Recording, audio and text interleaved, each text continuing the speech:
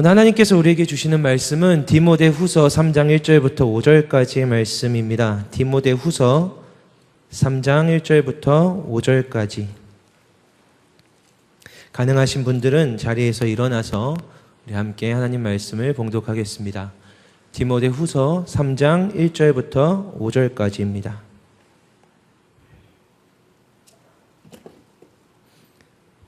저와 여러분이 교독하겠습니다. 너는 이것을 알라. 말세에 고통하는 때가 이르러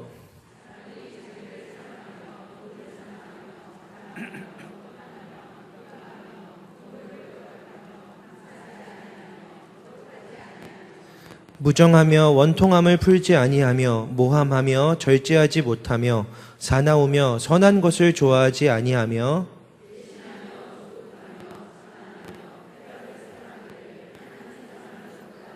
함께 경건의 모양은 있으나 경건의 능력은 부인하니 이 같은 자들에게서 내가 돌아서라. 아멘. 기도하겠습니다. 하나님께서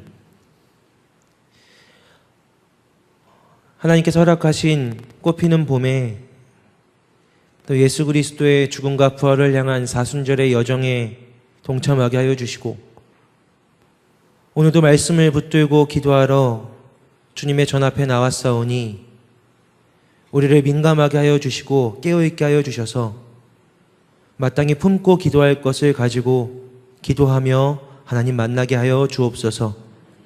예수님 이름으로 기도드립니다. 아멘. 지난 금요일에 같은 주제로 설교했는데 사실 제가 권태에 대해서 고민이 정말 많았거든요. 이제 문득 어느 날 실감하게 되었던 그 권태가 저에게 굉장하고 심각한 치명적인 공격이었는데 감사하게 또 어떻게 순번이 이렇게 돼서 바로 이어서 수요일날 설교할 기회가 생겨서 권태에 대해서 했던 그 고민의 결론까지 이렇게 나눌 수 있게 됐습니다.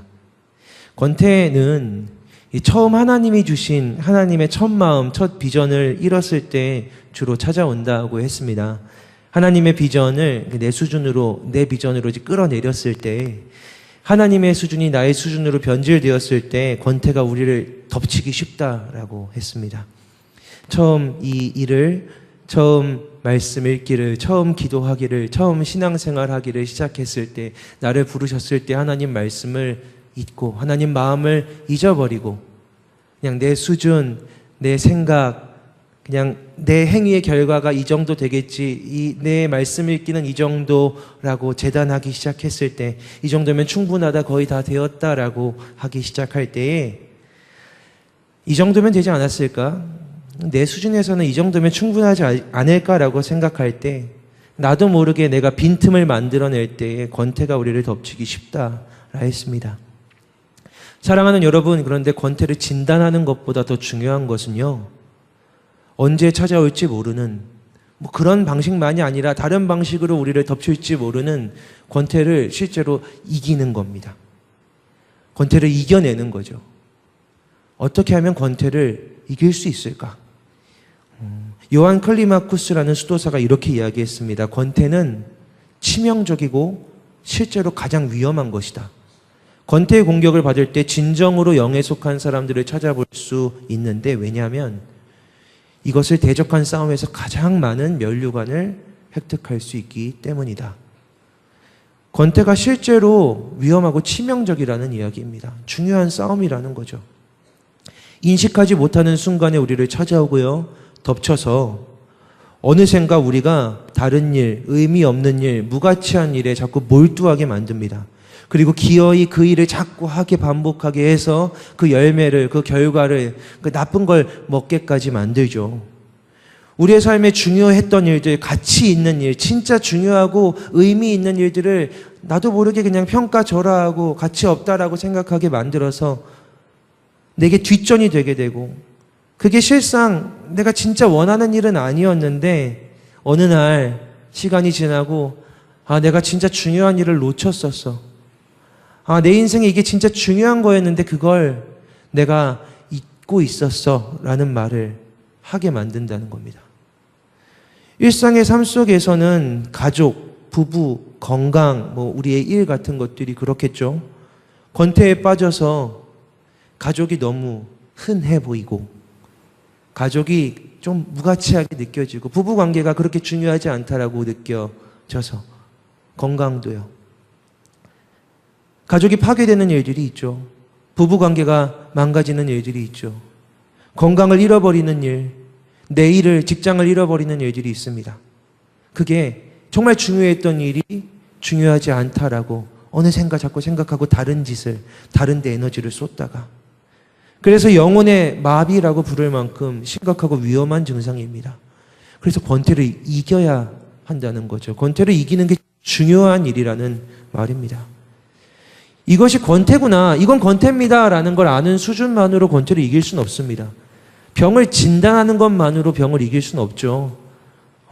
치료책이, 해결책이 있어야 합니다. 권태에 대한 묵상을 시작하게 되었을 때 또 문제는 여기 있었어요. 내가 지금 권태롭구나라는 것을 깨닫기는 했는데 이기는 건 또 다른 문제인 겁니다. 나를 무기력하게, 나를 에너지 없게 만드는 게 권태였구나라는 걸 깨달았는데, 깨달았다고 이 권태에서 벗어나지지는 않는 거죠. 자연스럽게 난 권태로 왔어, 이게 권태였어, 바로 벗어나지느냐, 그게 아니라는 말입니다. 또 다른 문제죠. 그래서 우리는 이 권태가 감히 덮칠 수 없었던, 침범할 수 없었던, 권태가 공격하지 못했던 한 분을 좀 만나고자 합니다. 이야기하려고 합니다. 당연히도 그분은 예수 그리스도입니다. 사실 예수님이야말로 누구보다 이 권태가 덤비기 쉬운 상태에 있었어요.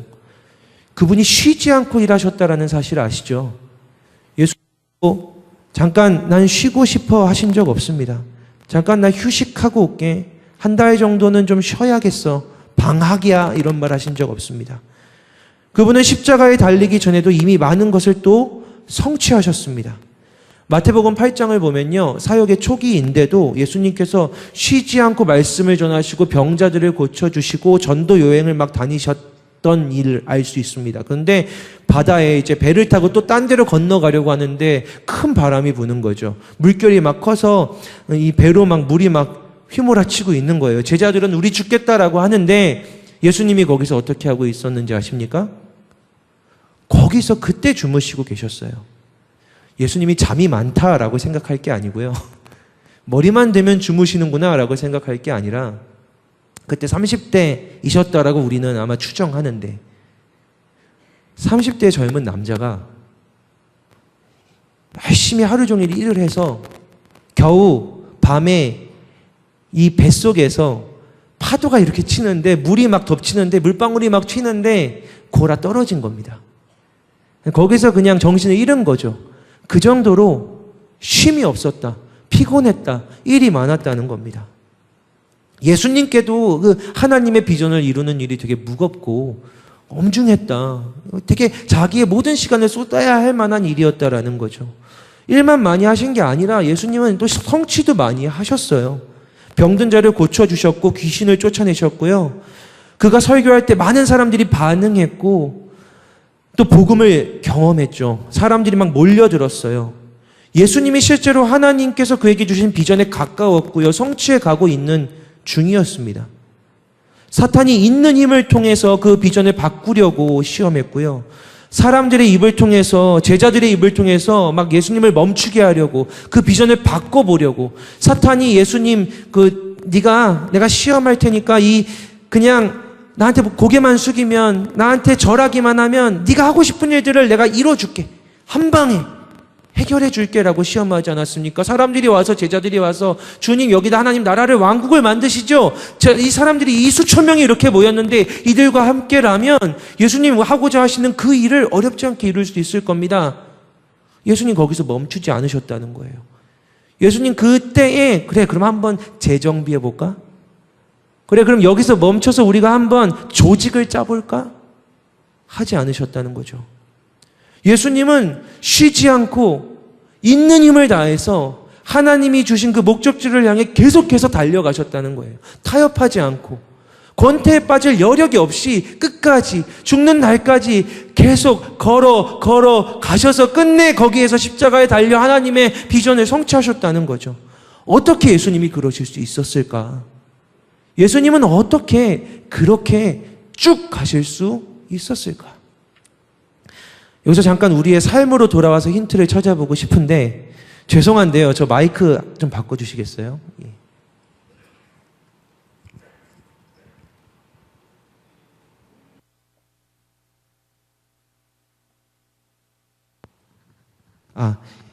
저희 삶으로 돌아와서 잠깐 힌트를 찾아보려고 합니다. 우리 동관교회 예배를 보면요, 여러분 착각하지 마시고, 착각이 아니고 오해하지 마시고, 제가 지금 탓하는 거 아닙니다. 탓하는 거 아닙니다. 동관교회 예배에 성도님들이 많이 늦으십니다. 아시죠? 저희 예배에 지각이 많습니다. 제가 탓하는 거 아닙니다. 마음 상하지 마세요. 지금 갑자기 마음이 상해서 이때부터 귀를 딱 닫지 마시고, 탓하는 게 아니니까. 동관교회 예배에 지각이 많아요. 늦으시는 분들이 많습니다. 심각한 문제예요. 분명히 우리의 권태가 지각을 만들어내기도 할 겁니다. 그런데 여러분, 저는 잘 알고 있습니다. 몰라서 늦는 게 아닙니다. 예배 시간이 그때라는 사실을 우리가 몰라서 늦는 게 아니고요, 내가 늦는다는 사실을 몰라서 늦는 게 아니에요. 늦고 싶은 사람이 어디 있습니까? 그죠? 지각은 하지만 난 늦고 싶어서 늦는 거예요. 나는 굳이 억지로 일부러 늦는 거야 하는 사람은 없습니다. 누구라도 늦고 싶지 않아서 오늘은 특별히 일찍 일어나, 오늘은 안 늦어봐야지, 오늘은 진짜 내가 일찍 가리라, 정시에 도착하리라, 5분 전에 가리라, 일찍 일어납니다, 일찍 챙깁니다. 평소보다 바쁘게 막 챙겼어요. 그러면 여유가 생깁니까? 다 해보셨잖아요. 평소보다 일찍 일어나고 일찍 챙기기 시작하면 안 늦던가요? 또 늦습니다. 일찍 챙기면요, 일찍 일어나면요, 나름대로 또 바쁘고요. 일찍 준비해서 여유롭게 나가게 되던가요? 아닙니다. 나갈 시간이 되면 급해지죠. 또 야, 내가 2시간 전부터 챙겼는데 나가려고 하니까 또 안 챙긴 게 생각이 나고요. 또 갑자기 막 전화가 오고 교회 왔더니 누가 막 말을 걸고, 결국 또 왔더니 2분 뒤에 막 와 있고, 막 낙심하게 된다는 거죠. 지각을 안 하려고 1시간 전부터, 1시간 반 전부터, 2시간 전부터 챙겨도 나갈 시간이 되면, 그때가 되면 막 주여가 나오는데 바쁘고 급하고 부족하다라는 거예요. 우리는 꼭 마지막이 되면 시간이 부족합니다. 언제나 생각합니다. 시간이 조금만 더 있었으면 좋겠다. 다 준비해 놨는데도요, 시간이 되면, 때가 되면, 조금만 더 시간이 있었으면. 마지막이 되면 항상 우리는 급해집니다. 부족해집니다. 힌트가 뭔지 아셨어요? 끝이 눈앞에 있을 때 절대로 생기지 않는 악덕이 있는데, 그 악덕은 바로 권태입니다. 끝이 눈앞에 있을 때. 아까 말한 그 수도사는요, 권태가 절대로 이길 수 없는 원수가 있다. 그 원수는 바로 끝에 대한 생각이다 라고 말했습니다. 요즘 장례가 많습니다. 부천동관교회 장례가 참 많은데요, 우리는 때를 몰라서 누가 언제 돌아가실지는 모르지만 현대의학이 많이 발달해서 그래도 많은 경우에 시간이 많이 남지 않았다라는 사실을 들을 수 있습니다. 이제 준비하세요라는 말을 들을 수 있습니다. 그런 말을 들으면요, 그때부터 다른 우선순위가 있던가요? 다른 우선순위가 생기나요? 교구사역에 있어서도 장례가 제일 우선순위인데요, 마지막이 되면 우선순위가 명확해집니다. 아직 복음을 알지 못하는 분이라면 예수를 믿는 자녀들이 어떻게 해서라도 복음을 전하려고 합니다. 그게 가장 급하고 중요한 일이기 때문입니다. 명확해지죠. 그런데 여러분, 돌아보면 복음을 전하는 일이 지금 중요해진 게 아니라 원래부터 가장 중요하고 가장 급한 일이었습니다. 영원한 생명을 전하는 일은 그 전부터 가장 무겁고 중요한 일이었다고요. 그런데 끝이라는 이야기를 듣는 순간 에서야 비로소 명확해지는 겁니다. 이게 우선순위였구나. 우선순위는 바로 그때 드러나는 것이죠. 아빠를 위해서 15년간 기도했는데, 엄마를 위해서 20년간 기도했는데 아무리 기도해도 변하지 않으셨어. 그래서 이제는 이 기도하는 일에 권태가 생겼어. 이제는 기도가 안 나와. 기도에 힘이 없어 라고 말했다 하더라도 마지막이 되면요, 권태가 어디 있습니까? 다시 열정이, 다시 에너지가 생겨나서 목사님 복음을 전해야겠는데 뭐라고 말해야 할까요? 어떻게 이야기할까요? 문자라도 보내주세요. 목사님 와주세요. 목사님 제가 가서 어떻게 하면 영접 기도를 하고 싶습니다. 할 말을 알려주세요. 권태는 그 자리에 발붙일 틈이 없습니다. 권태는요, 마지막 앞에선 절대로 힘을 발휘하지 못합니다.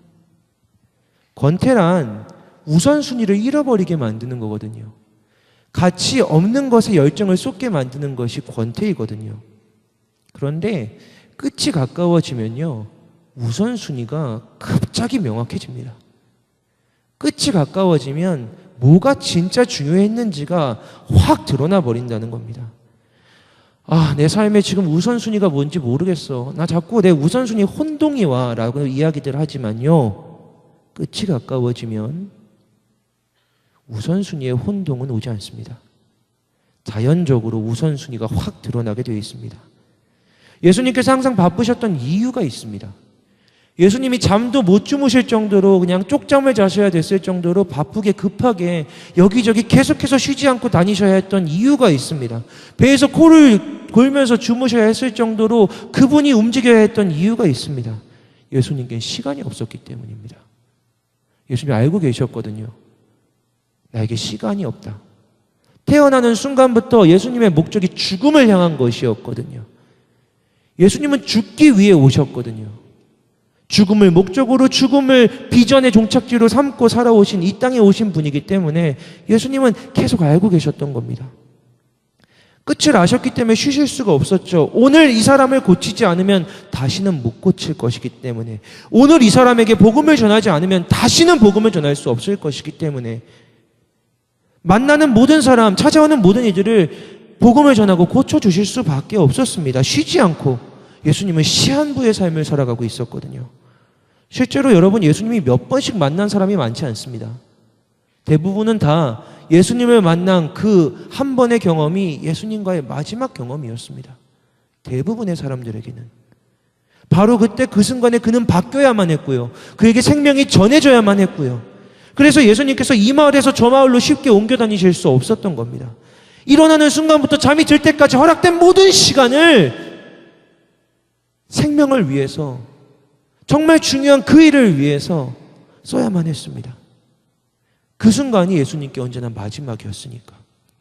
예수님께 권태는 없었습니다. 성경 어디를 찾아봐도 예수님에게 권태 비슷한 증상조차도 없었습니다. 예수님께 공생애를 시작하고 나서 3년밖에 시간이 없었기 때문이죠. 권태가 예수님을 덮칠 수도 이길 수도 혼란스럽게 할 수도 없었습니다. 여러분, 권태를 이기는 힘은 끝을 생각하는 겁니다. 신학적으로는 종말론이라고 하죠. 끝을 생각할 때에 권태가 자리 잡을 자리를 찾지를 못합니다. 내일이 끝인데 권태를 이야기하는 사람은 없습니다. 내일이 끝이면 시간이 모자라죠. 무엇부터 해야 하나 바로 드러납니다. 종말론은 권태를 질식시킵니다. 예수님께서는 결국 반드시 죽으리라는 사실을 알고 계셨습니다. 예수님께서는 시한부의 삶을 살고 계셨습니다.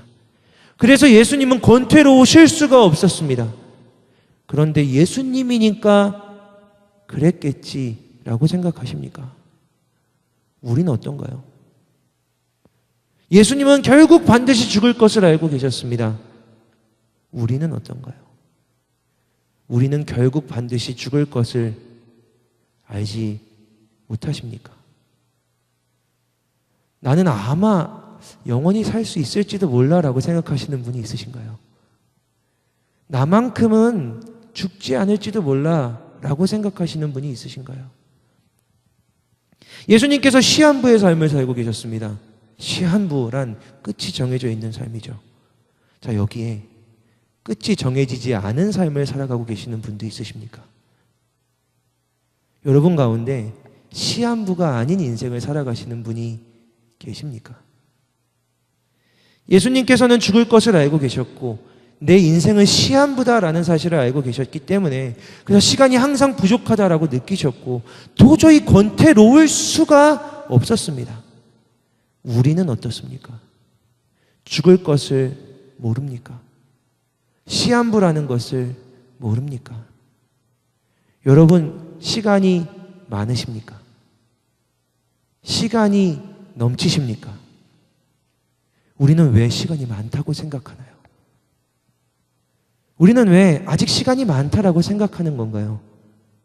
저 아직 짧은 인생을 살았죠. 이 중에서 여기 예배드리는 사람들 중에서 제가 거의 젊은 편에 속할 건데요.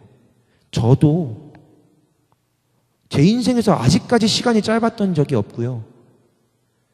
제 인생을 살아오면서 시간이 느렸던 적이 없습니다. 그런데 선배들의 이야기를 듣자 하니 더 빨라진다면서요? 더 짧아진다면서요? 저도 하고 다니는 거 보세요. 아직도 20대인 줄 알아요. 아직 거기 있는 거예요, 마음이. 아직도 아저씨라는 말이 싫어요. 제 마음보다 시간이 더 빨리 와버린 거예요.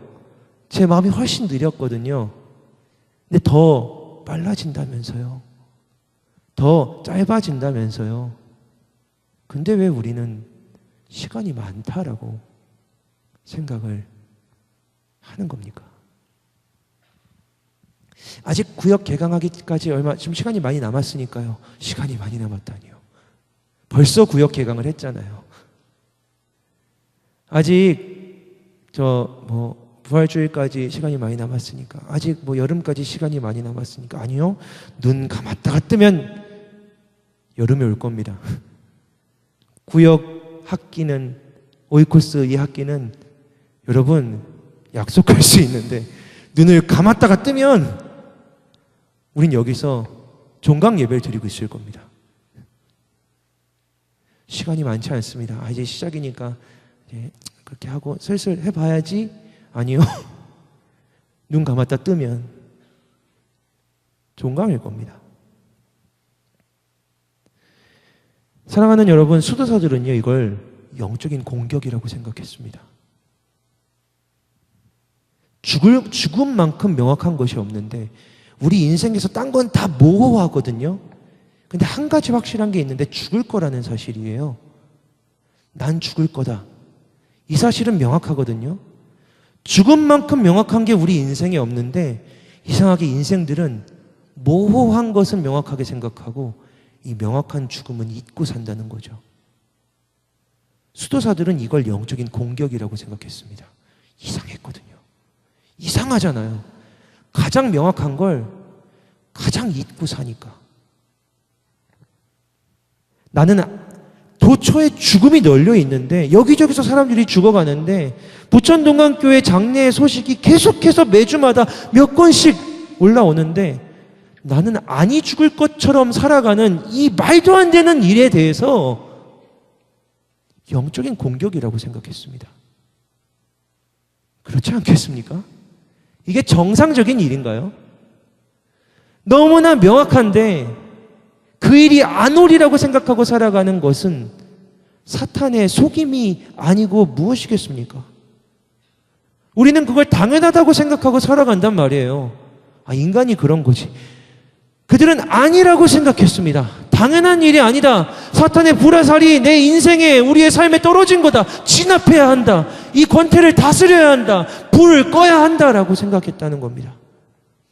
여러분, 우리에게 시간이 많지 않습니다. 기회도 많지 않습니다. 세상에서도 이런 이야기를 해요. 반복되지 않는다고. 딱 한 번 살 수 있는다고요. 오늘이 지금이 가장 젊은 때라고 세상에서도 이야기합니다. 그런데 방향이 좀 다르죠. 한 번뿐인 인생 즐기면서 즐겁게 살아야 된다고. 인생이 한 번밖에 없으니까 행복하게 즐겁게 살자고. 오늘을 즐기라고 이야기합니다. 기독교는 다릅니다. 한 번밖에 없기 때문에 즐겁게 살라는 게 아니고 진짜 중요한 일을 하라고 하는 겁니다. 가치 있는 일을 하라고. 왜냐하면 이 끝을 보는 방식이 다르기 때문이죠.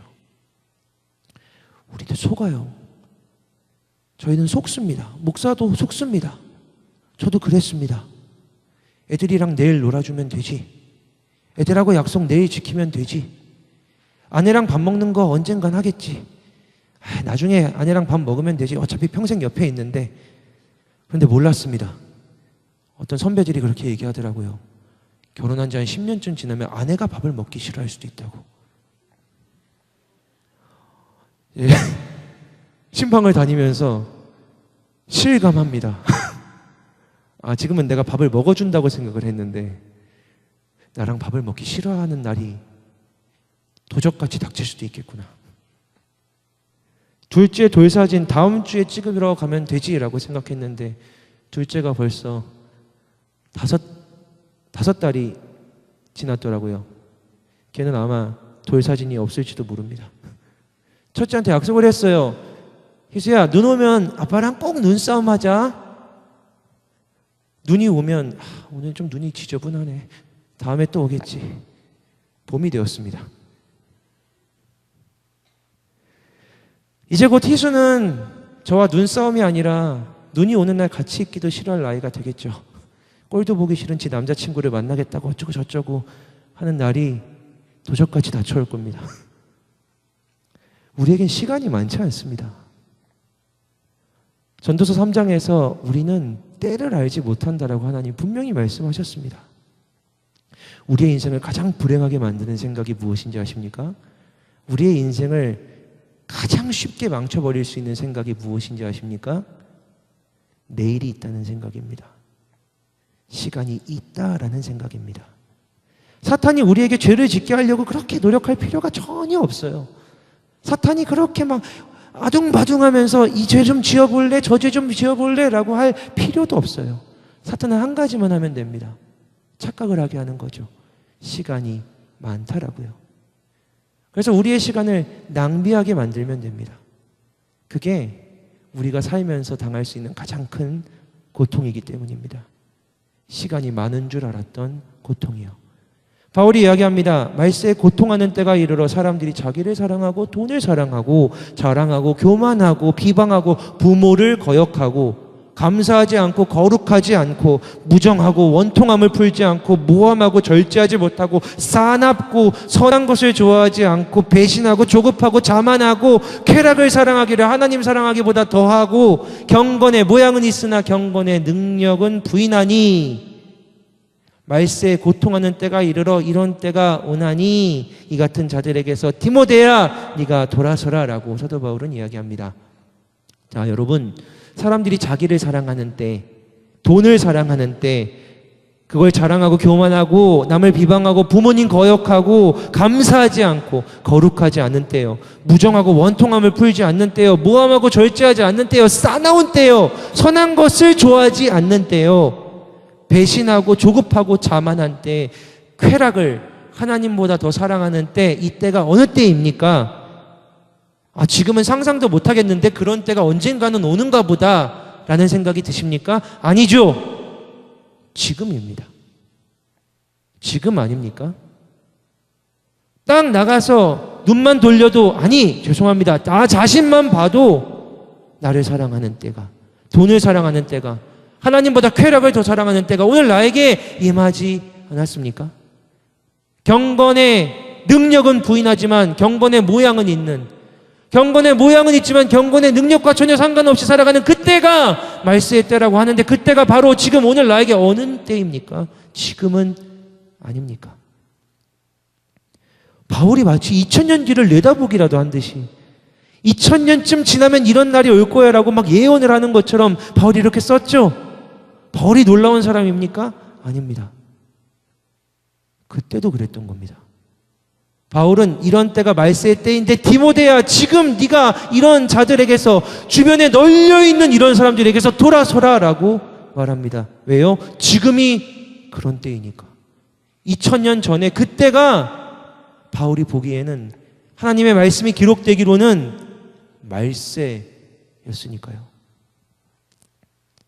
말세의 뜻이 무엇인지 아시죠? 세상의 마지막 때라는 의미입니다. 세상이 마지막을 맞는 시기가 2000년 전이었답니다. 사도 바울은 꿈도 못 꿨을 거예요.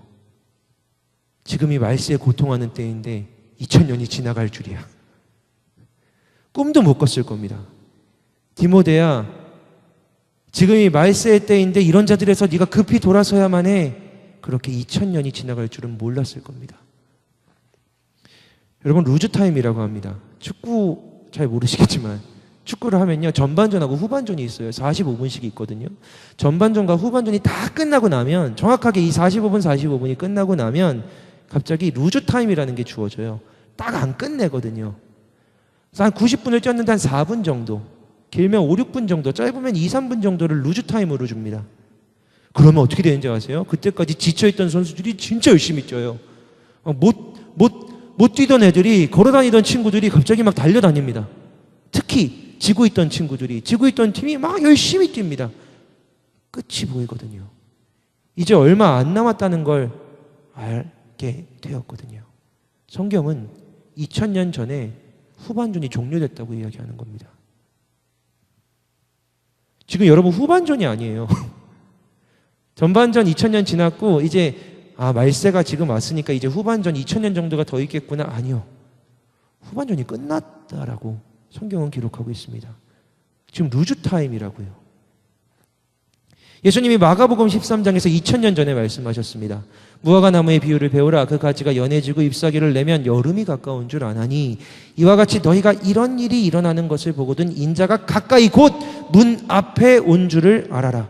내가 진실로 너희에게 말하노니 이 세대가 지나가기 전에, 예수님이 2000년 전에 말씀하셨는데 이 세대가 지나가기 전에 이 일은 다 이루어지리라. 징조는 다 일어나리라. 천지는 없어지겠으나 내 말은 없어지지 아니하리니 그러나 그날과 그때는 아무도 모르나니 하늘에 있는 천사들도 아들도 모르고 아버지만 아시느니라. 주의하라. 깨어있으라. 그때가 언제인지 알지 못함이니라. 저희들 성서일과를 하고 있는데 오늘 누가복음의 말씀도 깨어있으라. 그때가 언제인지 알지 못함이니라 입니다. 예수님 말씀하셨죠. 2000년 전에 이 세대가 지나가기 전에 이 일이 다 이루어지리라고요. 그리고 정말 다 이루어졌습니다. 이런 일이 일어나거든 인자가, 예수님이 어디에 온 줄 알라고 말씀하셨나요? 예수님이 문 앞에 오셨답니다. 이 문을 열면 인자가 재림하시는 겁니다. 예수님이 다시 오시는 겁니다. 2000년 전부터 예수님이 문 앞에 계셨던 겁니다. 문고리를 잡고 계셨겠죠. 하나님이 열어라 하시면 열고 나오시는 겁니다.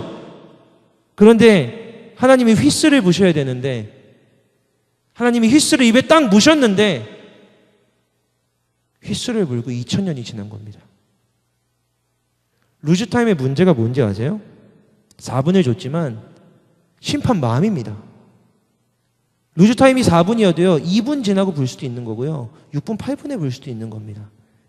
우리 하나님만 아시는 이 마지막, 하나님이 2000년 전에도 이미 말세라고 말씀하셨는데 휘슬을 들고 입에 무시더니 지금 2000년 동안 안 불고 계시는 겁니다. 자, 우리의 태도는 어때야 하겠습니까? 우리 하나님이 2000년 동안 휘슬을 안 부셨으니까 앞으로 2000년은 더 안 부시겠지라고 생각하는 게 맞겠습니까? 예수님이 이렇게 말씀하십니다. 그러므로 깨어있으라. 집주인이 언제 올는지, 혹 저물 때일는지 밤중일는지 다굴 때일는지 새벽일는지 너희가 알지 못함이라. 그가 홀련히 와서 너희가 자는 것을 보고 있지 않도록 하라. 깨어있으라. 내가 너에게 하는 이 말은 모든 사람에게 하는 말이니라. 저는 이 말씀을 읽으면서 소름이 돋았습니다. 예수님은 아마 아셨나 봅니다. 2000년 뒤에도 하나님이 휘슬을 물고 계실 줄. 그래서 제자들한테 깨어있으라라고 말씀하시면서 제자들도 모르는, 내가 이 말을 너에게 하는 건 너희에게 하는 게 아니라 모든 사람한테 하는 말이야 라고 이야기하시는 겁니다. 여러분, 바울은요 말세의 때가 경건의 모양은 있으나 경건의 능력은 없는 때라고 합니다. 여러분에게 그때가 언제입니까? 예배는 드려도 예배의 능력을 경험하지 못하는 때이십니까?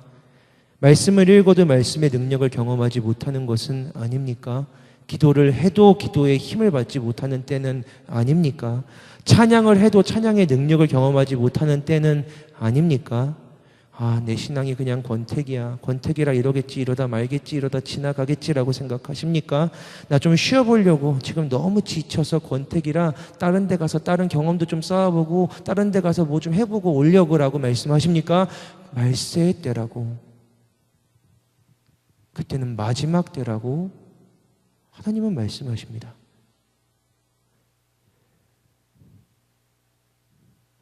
내가 경건했는데 경건의 능력을 잃어버리고 있다. 권태기구나. 좀 쉬었다가 와서 다시 한번 해봐야지 라고 생각할 수 없다는 겁니다. 마지막이 오고 있구나. 마지막이 오고 있구나. 정신 차려야지. 깨워야지. 끝이 오고 있구나라는 걸 알아야지. 말세의 가장 큰 고통이 무엇인지 아십니까? 그것은 마지막인 줄 몰랐다는 고통입니다. 권태가 주는 가장 치명적인 고통은 그게 끝인 줄 몰랐다는 겁니다. 예배가 왜 이럴까? 요즘 나는 왜 예배에서 은혜를 받지 못할까? 라는 생각이 들 수 있습니다. 그런데 여러분, 내가 피치 못할 사정으로 이제 동강에서 10번만 예배 드리면 3달 뒤면은 더 이상 예배를 못 드립니다. 그러면 예배가 왜 이럴까라는 생각이 들까요? 아닙니다. 하나하나가 귀하지 않을까요? 왜 또 강대상에다 문짝을 갖다 놓은 거야? 뭘 자꾸 올려다 놔. 그런데 여러분, 이제 10번도 안 남았다면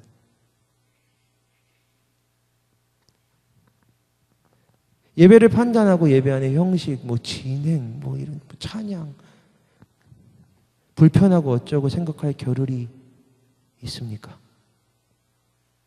저라면 10번밖에 안 남았다면 목숨 걸고 예배할 것 같습니다. 목숨 걸고 예배할 것 같습니다. 지각이요 말도 안 되죠.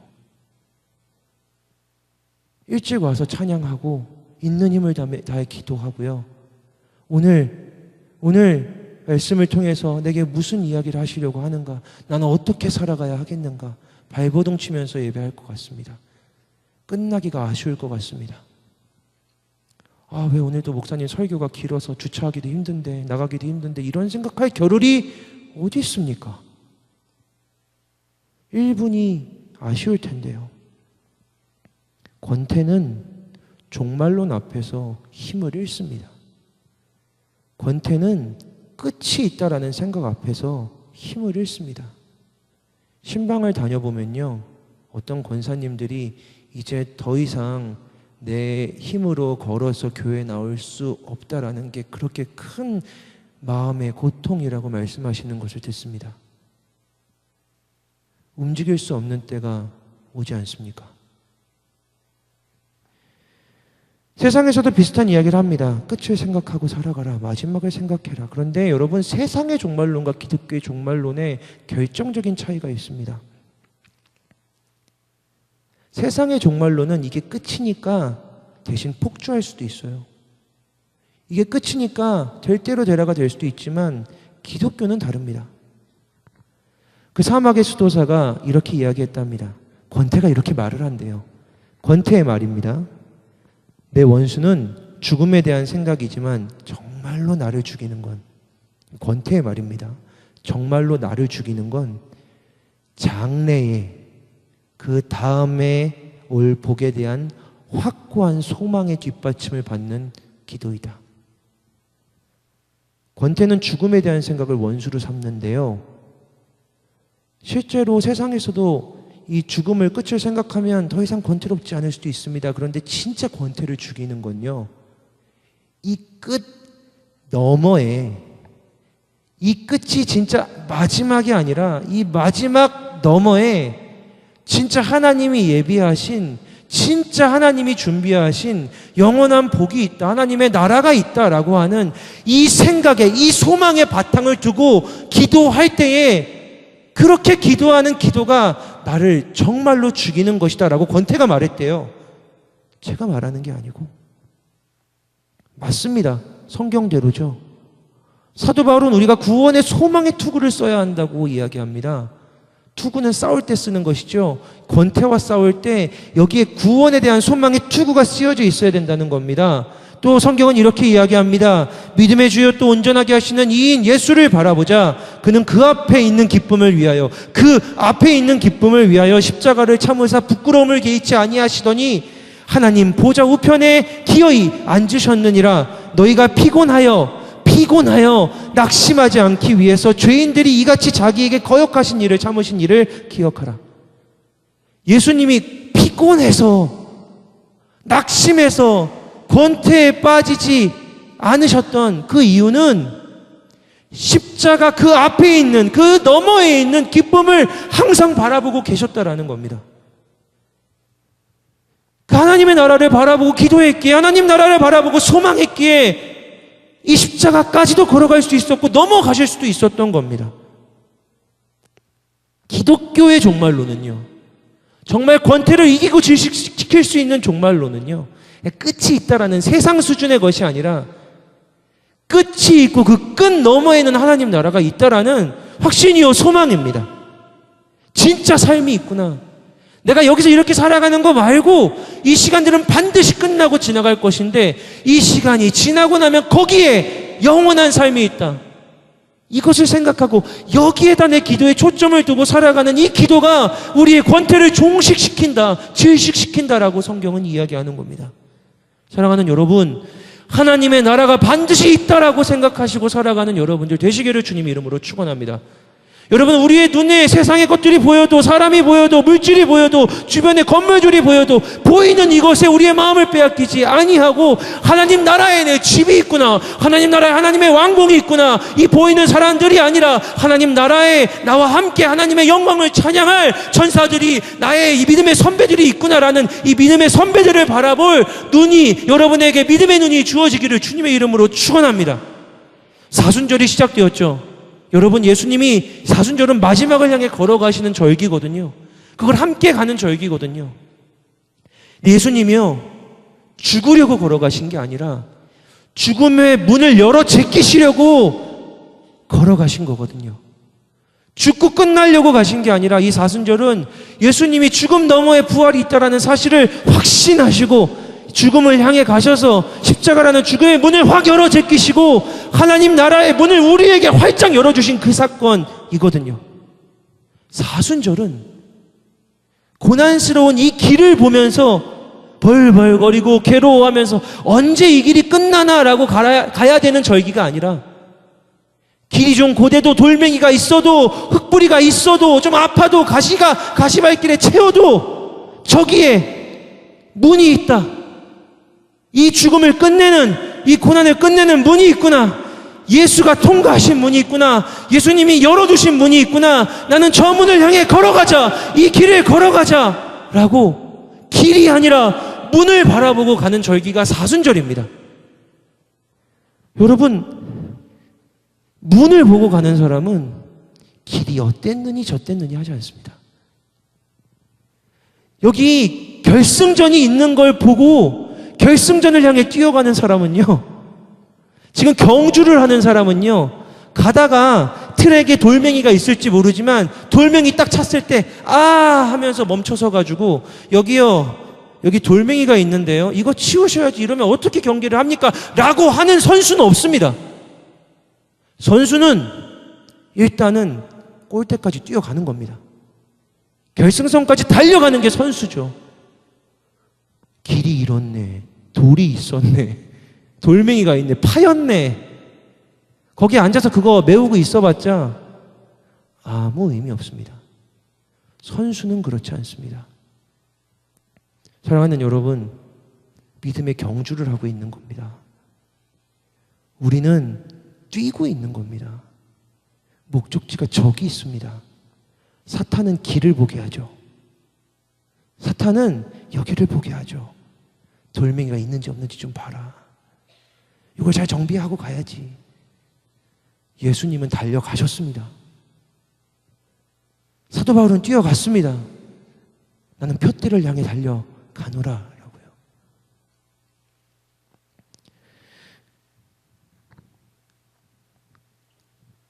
권태가 여러분을 덮치셨습니까? 사랑하는 여러분, 사순절 기간 권태 따위는 우리를 움직이지도 못하게 권태를 질식시키면서 부활하신 예수 그리스도를 향해 우리의 믿음을 뜨고 믿음의 눈을 뜨고 힘껏 목적지를 향해 달려가는 저와 여러분들 되시기를 주님의 이름으로 간절히 축원합니다. 이 시간 같이 찬양하고 함께 기도하겠습니다.